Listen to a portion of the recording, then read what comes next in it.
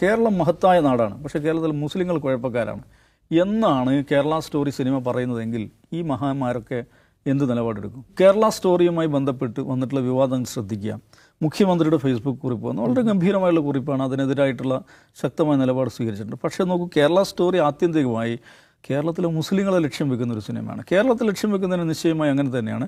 പക്ഷേ കേരളത്തിലെ മുസ്ലിങ്ങളെ പൈശാചികവൽക്കരിച്ചുകൊണ്ടാണ് കേരളത്തെ അത് താറടിക്കുന്നത്. മുഖ്യമന്ത്രിയുടെ ഫേസ്ബുക്ക് പോസ്റ്റിൽ ആ നിലക്കുള്ള എന്തെങ്കിലും പരാമർശം, കേരളത്തിലെ മുസ്ലിങ്ങൾ അതെങ്ങനെയാണ് പൈശാചികവൽക്കരിക്കുന്നത് എന്നതിനെക്കുറിച്ച് എന്തെങ്കിലും പരാമർശം കാണുന്നുണ്ടോ? MSFൻ്റെ ഒരു മഹാനായ നേതാവ് എഴുതിയത് കണ്ടോ? ഞങ്ങൾ ആ സിനിമയെ എതിർക്കുന്നത് മുസ്ലിങ്ങളെ ലക്ഷ്യം വെക്കുന്നു എന്നുള്ളതുകൊണ്ടല്ല, കേരളത്തെ ലക്ഷ്യം വെക്കുന്നു എന്നുള്ളതുകൊണ്ടാണ്. അപ്പോൾ എന്ന് പറഞ്ഞാൽ ഈ ആശാൻ എന്താ വിചാരിച്ചിരിക്കുന്നത്? മുസ്ലിങ്ങളെ പൈശാചികവൽക്കരിക്കുന്ന ഒരു സിനിമയാണെങ്കിൽ നമ്മളൊന്നും മിണ്ടതേണ്ട കാര്യമില്ല.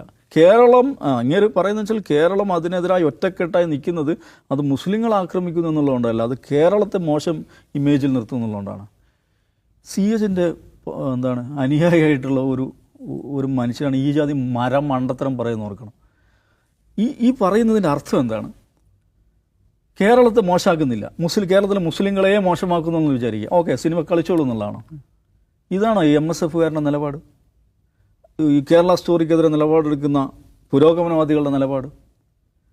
കേരളം മഹത്തായ നാടാണ്, ആ സിനിമ നമുക്ക് അങ്ങനെ എടുക്കാം. കേരളം മഹത്തായ നാടാണ്, പക്ഷേ കേരളത്തിൽ മുസ്ലിങ്ങൾ കുഴപ്പക്കാരാണ് എന്നാണ് കേരള സ്റ്റോറി സിനിമ പറയുന്നതെങ്കിൽ ഈ മഹാന്മാരൊക്കെ എന്ത് നിലപാടെടുക്കും?